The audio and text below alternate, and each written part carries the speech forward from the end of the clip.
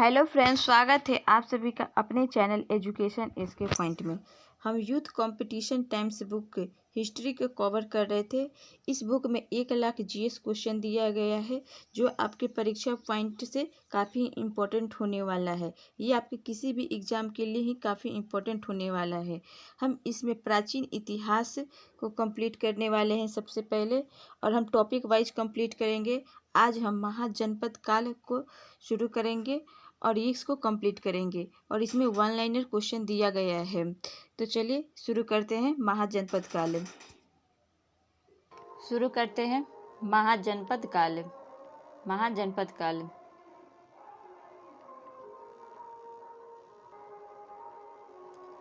राजनीतिक इतिहास जानने का मुख्य आधार क्या होता है? तो सुनिश्चित तिथि क्रम होता है।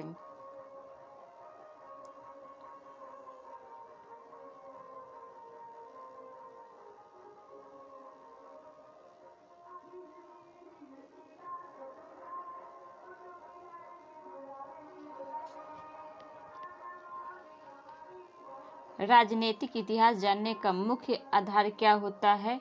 तो सुनिश्चित तिथि क्रम होता है। भारत के राजनीतिक इतिहास का प्रारंभ कब से माना जा सकता है? तो ईसा पूर्व 7वीं सदी के मध्य से माना जाता है।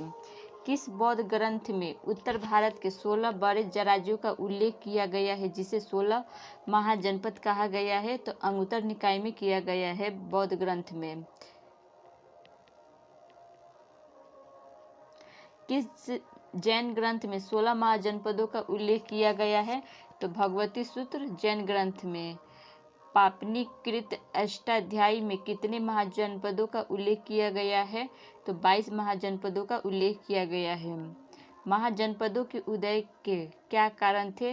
तो कृषि प्रसार, व्यापार तथा नगरीकरण का विकास, लोहे का विस्तृत प्रयोग।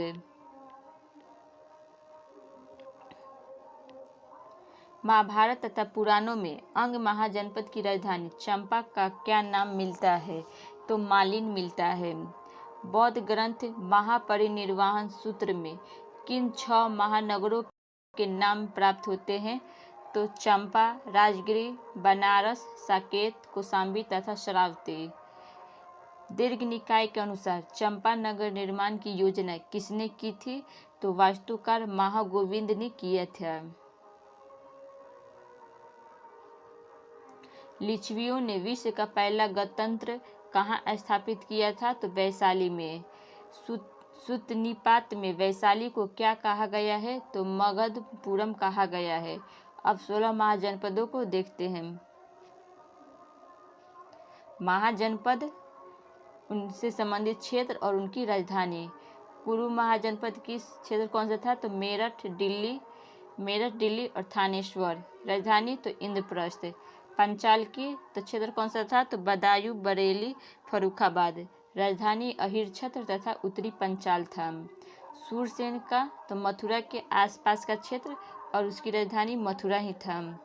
वस्त की तो वस्त प्रयागराज, इलाहाबाद, बांदा तथा फतेहपुर का क्षेत्र। राजधानी कौशाम्बी। कौशल का तो अवध क्षेत्र, साकेत उत्तरी भाग तथा शरावती दक्षिणी भाग। राजधानी था।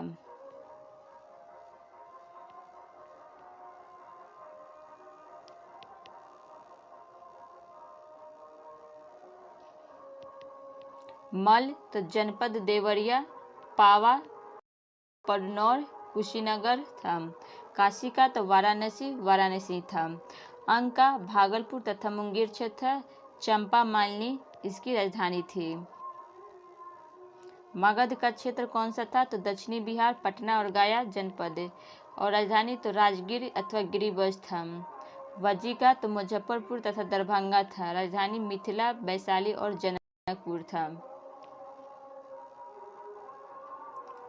चेंदी या चेती का तो आधुनिक बुंदेलखंड और सोतितवती था। मत्स्य का तो जयपुर और विराटनगर था। अस्मक का तो गोदावरी घाटी, आंध्र प्रदेश था। और राजधानी पोटल या पोटिल था। अवंती का क्या था? तो पश्चिमी तथा मध्य मालवा क्षेत्र।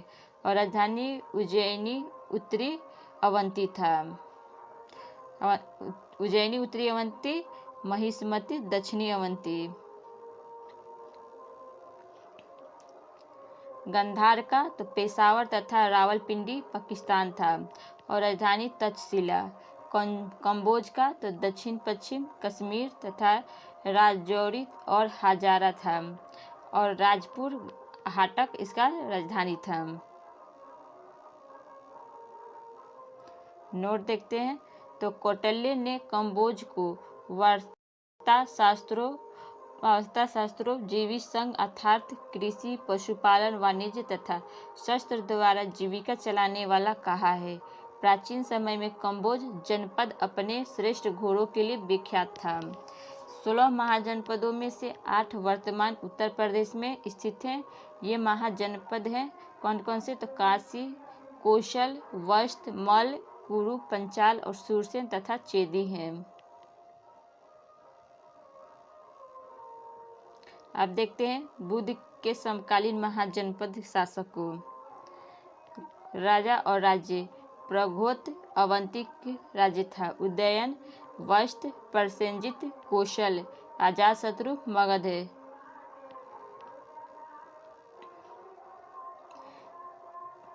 6वीं शताब्दी ईसा पूर्व के उत्तरार्ध तक उत्तर भारत की राजधानी के 4 शक्तिशाली राज्य कौन से थे? तो कौशल, वस्त, अवंती और मगध था। पहले देखते हैं अब कौशल राज्य।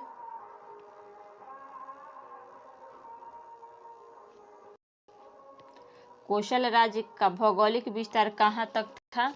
तो कौशल राज्य का भौगोलिक विस्तार कहाँ तक था? तो अवध क्षेत्र, फैजाबाद मंडल था। कौशल राज्य की राजधानी क्या थी? तो साकेत उत्तरी भाग, श्रावस्ती दक्षिणी भाग था।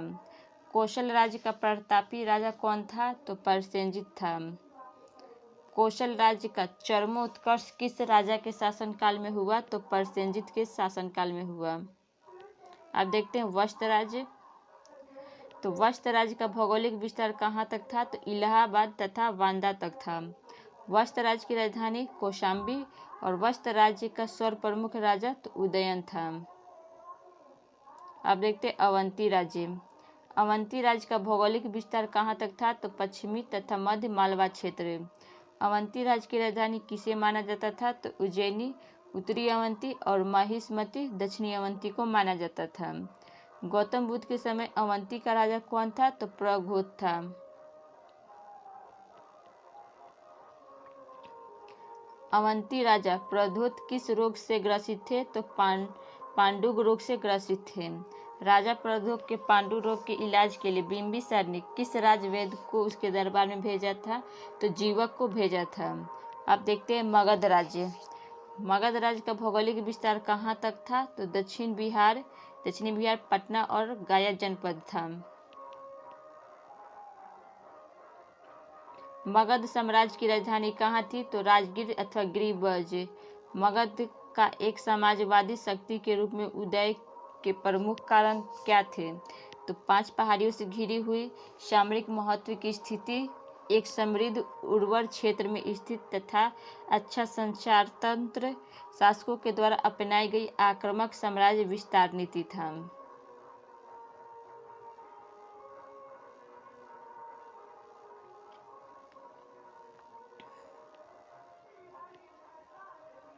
पुराणों के अनुसार मगध पर शासन करने वाला पहला राजवंश कौन था? तो बृहद वंश था। बृहद वंश के किस राजा ने राजगीर यानी गिरिब्रज को अपनी राजधानी बनाया? तो जारासंघ ने बनाया था।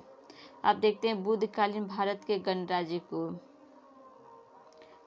कपिलवस्तु के सांक्य, सुमार पर्वत के भग्य, अलकप के बुल्ली, केशपुत के कलाम, रामग्राम के कोयले, कुशीनारा के मल, पावा के मल, पिपलीवन के मौर्य, वैशाली के लिच्छवी, मिथिला के विदेह। अब देखते हैं हर्यक वंश। तो हर्यक वंश का कितना समय था? तो 544 ईसा पूर्व से लेकर 412 ईसा पूर्व तक। मगध समाज का वास्तविक संस्थापक किसे माना जाता है? तो बिंबिसार को। राजा बिंबिसार किस वंश से संबंधित थे? तो हर्यक वंश से। राजा बिंबिसार का शासनकाल कब से कब तक माना जाता है? तो लगभग 544 से 492 ईसा पूर्व। जैन साहित्य में बिंबिसार को क्या कहा गया है? तो श्रेणिक कहा गया है। बिंबिसार ने किस अंग राजा को पराजित कर उसके राज्य को मगध साम्राज्य में मिला लिया था? तो ब्रह्मदत्त को। बिंबिसार के पश्चात मगध साम्राज्य का कौन शासक बना? तो अजातशत्रु। लगभग 492 से लेकर 460 ईसा पूर्व। अजातशत्रु को किस एक अन्य नाम से जाना जाता है? तो कुनिक के नाम से जाना जाता है। प्रथम बौद्ध संगति हर्यक वंश के किस शासक के शासन काल में हुआ था? तो अजातशत्रु के काल में हुआ था। सर्वप्रथम किसने पाटलिग्राम की अंततः शक्ति को पहचाना जो कालांतर में मगध की राजधानी के रूप में विकसित हुआ? तो अजातशत्रु ने। अजातशत्रु के पश्चात मगध साम्राज्य का शासक कौन हुआ? तो उदयन यानी उदयन या उद्रभद्र हुआ। उदयन या उदयभद्र का शासन काल कब से कब तक माना जाता है? तो लगभग 460 से 444 ईसा पूर्व माना जाता है। अजातशत्रु की हत्या किसने की? तो उदयन यानी उदयभद्र ने किया। हर्यक वंश का वह कौन सा शासक था जो प्रीतहंता कहलाया था? तो उदयन या उदयभद्र। गंगा और सोन नदियों के संगम पर पाटलिपुत्र नामक नगर की स्थापना किसने करवाई थी? उदयन या उदयभद्र ने। उदयन शासक उदयन किस मत का अनुयायी था? तो जैन मत का अनुयायी था। हर्यक वंश का अंतिम राजा कौन था? तो नागदशक था। पुराणों में नागदशक को क्या कहा गया है? तो दर्शक कहा गया है। शिशुनाग वंश देखते हैं, इसका कार्यकाल कितना था? तो 412 से लेकर 344 ईसा पूर्व था। हर्यक वंश के पतन के उपरांत मगध साम्राज्य में किस नवीन राजवंश का स्थापना हुई थी? तो शिशुनाग वंश की हुई था। शिशुनाग का शासन कब से कब तक रहा था? तो लगभग 412 से लेकर 394 ईसा पूर्व तक था।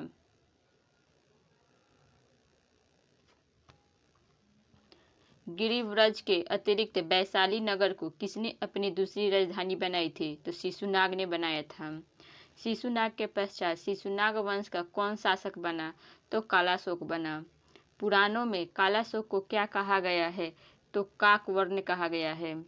बौद्ध धर्म के द्वितीय संगीत का आयोजन किसके शासनकाल में हुई थी? तो कालाशोक के शासनकाल में हुआ था। कालाशोक का शासन काल कब तक रहा? तो लगभग 366 ईसा पूर्व तक था। शिशुनाग वंश का अंतिम शासक कौन था? तो नंदीवर्धन अथवा महानंदिन था। शिशुनाग वंश के उत्तराधिकारियों का शासन काल कब तक रहा? तो लगभग 344 ईसा पूर्व तक था। अब देखते हैं नंद वंश से। तो नंद वंश का कार्यकाल कितना तक था? तो नंद वंश का 344 से लेकर 324 से लेकर 324 या 323 ईसा पूर्व तक था। शिशुनाग वंश के पतन के उपरांत मगध साम्राज्य में किस राजवंश की स्थापना हुई थी? तो नंद वंश की हुई थी। नंद वंश की स्थापना किसने की थी? तो महापद्म नंद ने किया था। महापद्म नंद को किस एक अन्य नाम से जाना जाता है? तो उग्रसेन के नाम से जाना जाता है। नंद वंश का अंतिम राजा कौन था? तो घानानंद था।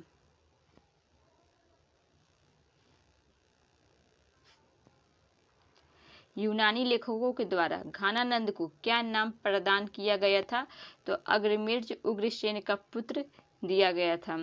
ग्रीक यूनानी लेखकों के द्वारा किसे अग्रमिर्ज या जेंड्रिज कहा गया है? तो घानानंद को कहा गया है।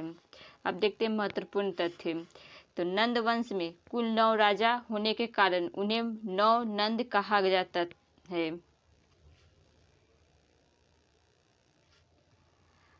महाबोधि के अनुसार इनके नाम है उग्रसेन, पंडुक, पंडुगति, भूतपाल, राष्ट्रपाल, गोविशानक, दशसिद्धक, केवर्त अथवा घानानंद। बौद्ध साहित्य के अनुसार बिंबिसार से नंदों तक के राजाओं का शासनकाल लिखते हैं। हर्यक वंश के राजा कौन कौन है? तो बिंबिसार, अजातशत्रु, उदयन, उदयभद्र तथा उत्तराधिकारी हैं। कब से कब तक है? तो बिंदुसार और अजातशत्रु का शासनकाल 544 से लेकर 492 ईसा पूर्व है। उदयन या उदयभद्र का तो 492 से लेकर 460 ईसा पूर्व है और बाकी अन्य उत्तराधिकारी का तो 460 से लेकर 412 ईसा तक है, पूर्व तक है।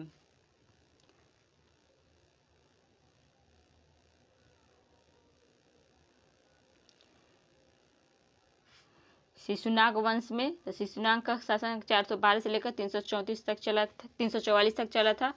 शिशुनाग और कालाशोक का शासनकाल तो शिशुनाग का तो 412 से लेकर 394 ईसा पूर्व तक, कालाशोक का 394 से लेकर 366 ईसा पूर्व तक के 10 पुत्र 366 से लेकर 344 ईसा पूर्व था। नंद वंश का तो महापद्म नंद यानी उग्रसेन का और तथा उसके 8 पुत्र का शासन का 344 से लेकर 321 ईसा पूर्व था।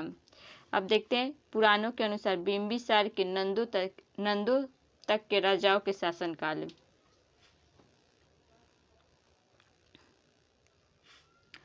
शिशुनाग का शासनकाल कितना था? तो 40 वर्ष था। काकवर्ण का 26 वर्ष, क्षेम धर्मन का 36 वर्ष, क्षेमजित्र अथवा चतुर्जस का 24, बिंबिसार का 28, अजातशत्रु का 27 वर्ष, दशक का 24 वर्ष और उदयन का 33 वर्ष से।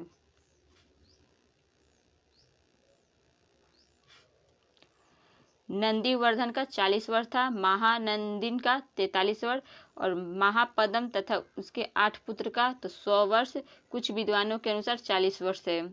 अब देखते हैं उत्तर भारत के राजनीतिक दशा को, तो ये 600 ईसा पूर्व से लेकर 325 ईसा पूर्व तक है।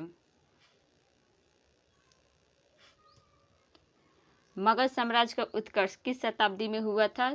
तो 6वीं शताब्दी में हुआ था। कौन सा एक राज्य ईसा पूर्व 6वीं शताब्दी में भारत का सर्वाधिक शक्तिशाली नगर राज्य था? तो मगध था। मगध की प्रारंभिक राजधानी कौन सी थी? तो गिरिवज या राजगीर था। मगध के किस प्रारंभिक शासक ने राज्यारोहण के लिए अपने पिता की हत्या की एवं स्वयं इसी कारणवश अपने पुत्र द्वारा मारा गया था? तो कौन था? तो अजातशत्रु था।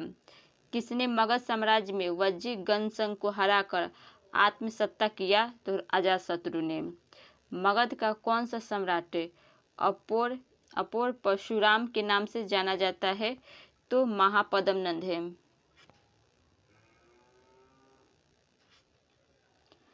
नंद राजाओं का उल्लेख करने वाला अभिलेखीय प्रमाण कौन सा है? तो खारवेल का हाथी गुम्फा अभिलेख है। किस अभिलेखीय साक्ष्य से प्रकट होता है कि नंद राजा के आदेश से एक नहर खोदी गई थी? तो कलिंग में। कलिंग अभिलेख साक्ष्य से प्रकट होता है कि नंद राजा के आदेश से एक नहर खोदी गई थी। चंद्रप्रद्योत किस प्राचीन गणराज्य के राजा था? तो अवंतिका। उज्जैन का प्राचीन काल में नाम क्या था? तो अवंतिका था। उदयन या वासवदत्ता के दंतक का कहाँ से संबंधित है? तो उज्जैन से संबंधित है।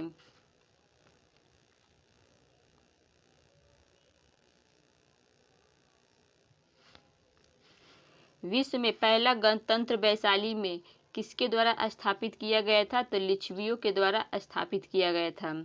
ईसा पूर्व 6वीं सदी में विश्व की प्रथम गणतंत्रात्मक व्यवस्था कहाँ थी? तो वैशाली में। महाजनपद युग के 16 महाजनपदों में से किस जनपद के नाम पापनी कृति अष्टाध्यायी में उल्लेखित है? तो मगध, अश्मक और कंबोज का नाम पापनी के कृति अष्टाध्यायी में उल्लेखित है।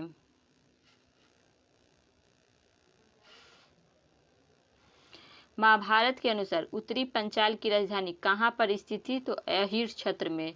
16 महाजनपद युग में मथुरा किसकी राजधानी थी? तो सूरसेन की। चंपा किस महाजनपद की राजधानी थी? तो अंग की।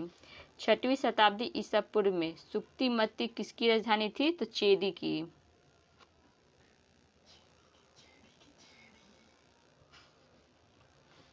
गोदावरी नदी के तट पर कौन सा महाजनपद स्थित था? तो अस्मक था।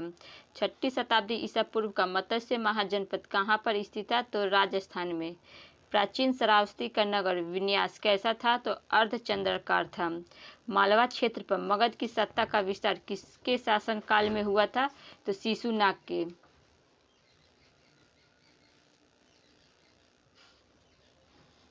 कौन सा राजा वाराणसी को अपनी द्वितीय राजधानी बनाया था? तो शिशुनाग ने बनाया था। नंद वंश के पश्चात मगध पर किस राजवंश की शासन किया? तो किस राजवंश ने शासन किया? तो मौर्यों ने किया। गौतम बुद्ध के समय का प्रसिद्ध वेद जीवक किसके दरबार में संबंधित था? तो बिंबिसार के। कालपी नगर किस नदी के तट पर स्थित है? तो यमुना नदी के तट पर स्थित है।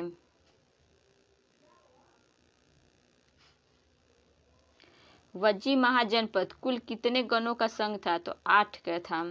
6वीं शताब्दी ईसा पूर्व में कौन सा महाजनपद का गणतंत्रवादी राज्य था? तो वज्जी था। गंगा घाटी में कुल कितने महाजनपद स्थित थे? तो 10। कौन सा महाजनपद सबसे दक्षिण भाग में स्थित था? तो अस्मक था।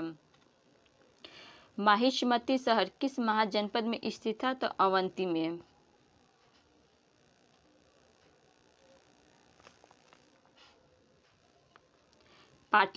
पाटलीग्राम जो परवर्ती काल में सुप्रसिद्ध पाटलिपुत्र नगर बन गया का प्रारंभ किसके दुर्गीकरण कराया था? तो अजातशत्रु ने कराया था। प्राचीन काल में बिहार को किस नाम से जाना जाता था? तो मगध के नाम से जाना जाता था। मगध की राजधानी का प्राकृतिक भाषा में क्या नाम था? तो राजगाह था। कौन सा एक राज्य ईसा पूर्व 6वीं शताब्दी के प्रारंभ में भारत का सर्वाधिक शक्तिशाली नगर राज्य था? तो काशी था।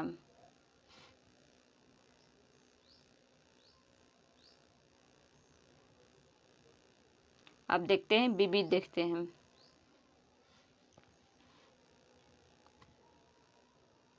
किस पुस्तक की रचना डी कौशाम्बी ने की है? तो an introduction to study of Indian history की है। सिक्कों के अध्ययन को क्या कहते हैं? तो न्यूमिस्मेटिक्स कहते हैं। हिस्टोरिका की रचना किसने की थी? तो हेरोडोटस ने किया था।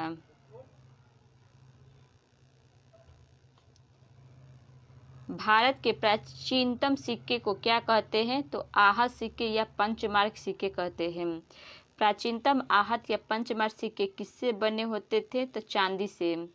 पंचमार्क सिक्कों के चिन्हों की विशद व्याख्या किसने की? तो रेप्सन ने किया।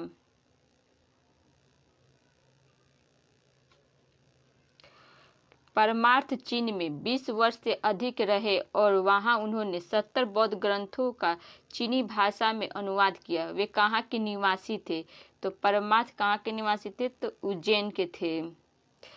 पूर्व भारत पर किए गए राजा के नाम के अनुरूप देवता का पृष्ठ भाग पर अंकन कहाँ के सिक्कों का विशेष लक्षण था? तो पंचाल का।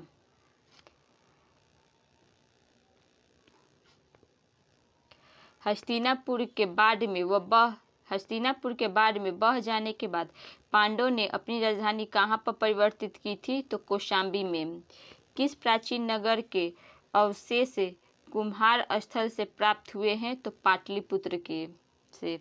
प्राचीन नगर तक्षशिला किन नदियों के बीच स्थित है? तो सिंधु तथा झेलम के बीच स्थित है।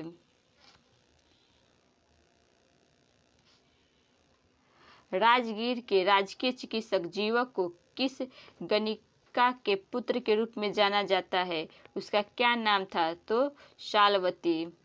मालवा क्षेत्र पर मगध की सत्ता का विस्तार किसके शासन काल में हुआ था? तो शिशुनाग के शासन काल में हुआ था। प्राचीन काल में अवध को किस नाम से जाना जाता था? तो कौशल के नाम से जाना जाता था। मगध पर शासन करने वाले शासकों का कालानुक्रम कौन सा है?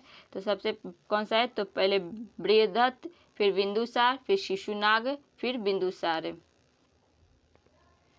तो पहले कौन था? तो बृहदत्त था, फिर बिंबिसार, फिर शिशुनाग और फिर बिंदुसार था। अब देखते हैं विदेशी आक्रमण, यूनानी आक्रमण, हखमनी, पारसिक आक्रमण।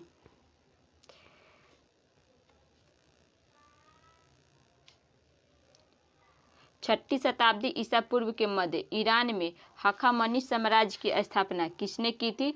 तो कुरुस अथवा साइरस द्वितीय ने किया था। 558 से लेकर 529 ईसा पूर्व में किए थे। भारत के किस प्रदेश का अधिकार करने वाला भारत के किसी प्रदेश पर अधिकार करने वाला पहला पारसी शासक कौन था? तो दारा प्रथम यानी डेरियस प्रथम था। हखामनी शासक डेरियस प्रथम यानी दारा प्रथम का शासनकाल कब से कब तक था? तो 522 से लेकर 486 ईसा पूर्व तक था।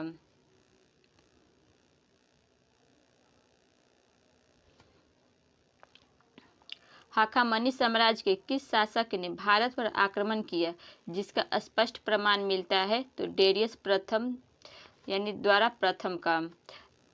दारा प्रथम के शासन काल के वे कौन से 3 अभिलेख हैं जिनसे भारत पारसिक संबंध के विषय में महत्वपूर्ण सूचना मिलती है? तो कौन सा 3 अभिलेख है? तो बेही स्तून का है जो 520 से लेकर 518 ईसा पूर्व का है। पारसीपोलिस 518 से लेकर 515 ईसा पूर्व का अभिलेख है। और नक्श ए रुस्तम ये 515 ईसा पूर्व का अभिलेख है।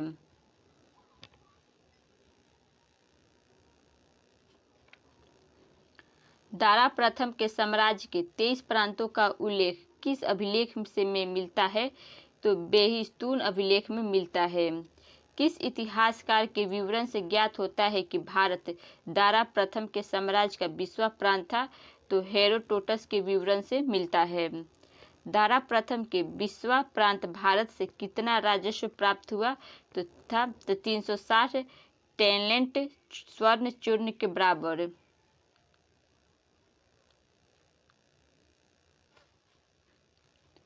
पारसिक संपर्क के परिणाम स्वरूप भारत के पश्चिमोत्तर प्रदेशों में किस नई लिपि का जन्म हुआ था? तो खरोष्टी लिपि का हुआ था। भारत के पश्चिमोत्तर प्रांतों में कौन सी ईरानी लिपि प्रचलित थी? तो खरोष्टी तथा अरामाइक लिपि।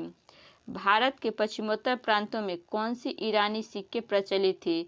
तो सिगलोई सिक्का था।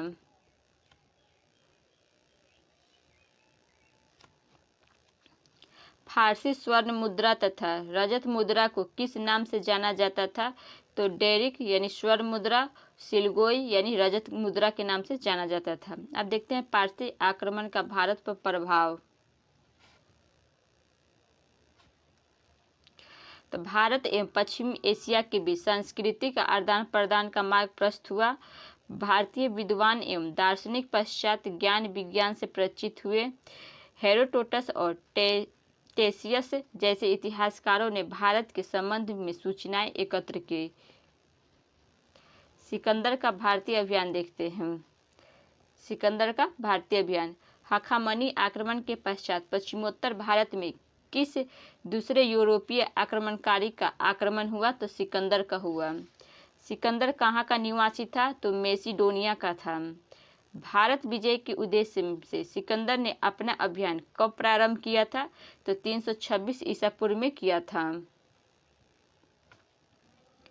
सिकंदर एवं पोरस का युद्ध किस नदी के तट पे हुआ था? तो झेलम नदी के तट पे हुआ था। भारत अभियान के समय सिकंदर ने किन 2 नगरों की स्थापना की थी? तो निकेया तथा बौकेफ्ला का किया था।